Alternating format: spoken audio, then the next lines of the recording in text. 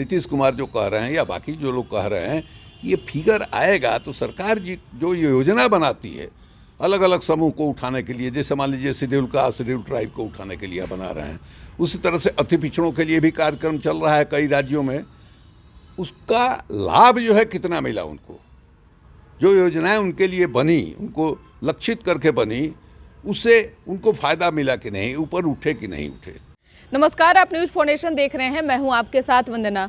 बिहार में जातीय जनगणना को लेकर सियासत तेज है। बता दें कि जिस तरह से मुख्यमंत्री जातीय जनगणना तो करा रहे हैं, लेकिन इसके तहत जो है किसी जाति विशेष को भी जो है वो टारगेट किया जा रहा है। इसलिए क्योंकि हाल ही में देखे होंगे कि महाराणा प्रताप की जयंती मनाई गई, लेकिन अब शौर्य सम्मान समारोह भी मनाया जाने वाला है, वहीं कर्पूरी जयंती भी मनाई जाएगी। तो कई तरह का जातीय जनगणना के बीच में जो है वो टारगेट किया जा रहा है। तो क्या इससे किसी जाति विशेष को फायदा होने वाला है? हमारे साथ बात करने के लिए हैं राजद के वरिष्ठ नेता शिवानंद तिवारी। और सर से हमारा सवाल है कि सर, जिस तरह से जातीय जनगणना को लेकर के विवाद एक तरह से देखा जा रहा है, कोई सुप्रीम कोर्ट पहुंच गए हैं तो कोई कुछ कर रहे हैं, लेकिन इससे बिहार को फायदा होगा जातीय जनगणना से?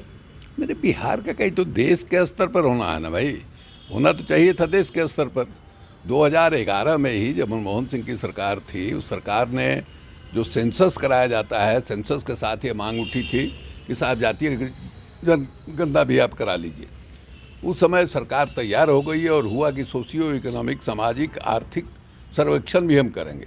सर्वेक्षण हुआ भी, मैंने जो जनगणना के साथ एक क्लॉज ये रख दिया गया था, लेकिन बाद में ये बताया गया कि वो जो फिगर आया वो त्रुटिपूर्ण था, इसलिए उसको प्रकाशित नहीं किया गया। लेकिन बावजूद इसके 2011 में सोशियो इकोनॉमिक सर्वे का जो नतीजा आया, उसका नीति आयोग या बाकी जो दूसरे कार्यक्रम सरकार के होते हैं जो पिछड़ गए समूह हैं उनको उठाने के लिए उसमें इस्तेमाल हो रहा है। तो होना तो चाहिए था राष्ट्रीय स्तर पर ये जनगणना, और इसलिए भी ये माना जा रहा था कि नरेंद्र मोदी जो है पिछड़ी जात से आते हैं, पिछड़ी जात से ही नहीं वो अति पिछड़ी जात से आते हैं, और ये उम्मीद की जा रही थी वोट भी लेते हैं उसके नाम पर। तो एक बार हुआ था, जस्टिस पूर्णिमा या क्या नाम है उनका, उनके अध्यक्षता में एक कमेटी बनी थी कि साहब इसको मैंने जो अति पिछड़ा है और बाकी जो है उसको मैंने सेंट्रल गवर्नमेंट जैसे मंडल कमीशन के आधार पर जो 27% का आरक्षण है पिछड़ी जातियों को, इसमें बिहार में जो कर्पूरी ठाकुर के फॉर्मूले के आधार पर पिछड़ी और अति पिछड़ी जातियों में विभाजित किया गया है, उस तरह से सेंट्रल गवर्नमेंट के नौकरियों में भी किया जाए, ये कहा गया, लेकिन आज तक उन्होंने नहीं किया। लेकिन जब वोट लेने का मामला आएगा तो अपने को पिछड़ी जात का आदमी बताएंगे।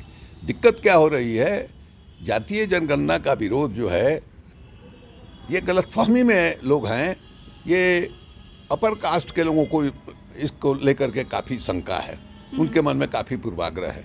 अभी जो सुप्रीम कोर्ट में मामला गया था उसमें हमने देखा कि हिंदू सेना नाम का भी एक संगठन है, एक इसी से मिलता जुलता नाम वाला भी एक संगठन जो है, 3 जो है पिटीशन फाइल हुआ था सुप्रीम कोर्ट में। इन लोगों को ये लगता है कि हम एक्सपोज हो जाएंगे, हमारी संख्या कम है और संख्या के अनुपात में जो जगह है वो जगह हम लोगों ने ज़्यादा कब्जा करके रखा है। तो अगर पिछड़ों को जानकारी मिल जाएगी कि हमारी संख्या इतनी ही है और हम उसके एवज में इतना जगह जो है लेकर के मैंने बैठे हुए हैं, उनके मन में गुस्सा होगा, वो चाहेंगे कि नहीं साहब मेरा आरक्षण का दायरा और बढ़ाया जाए, ये कहा जा रहा है। लेकिन मूलतः ये बात होती है, नीतीश कुमार जो कह रहे हैं या बाकी जो लोग कह रहे हैं कि ये फिगर आएगा तो सरकार जी जो ये योजना बनाती है अलग अलग समूह को उठाने के लिए, जैसे मान लीजिए शेड्यूल कास्ट शेड्यूल ट्राइब को उठाने के लिए बना रहे हैं, उसी तरह से अति पिछड़ों के लिए भी कार्यक्रम चल रहा है कई राज्यों में। उसका लाभ जो है कितना मिला उनको, जो योजनाएं उनके लिए बनी, उनको लक्षित करके बनी, उससे उनको फ़ायदा मिला कि नहीं, ऊपर उठे कि नहीं उठे।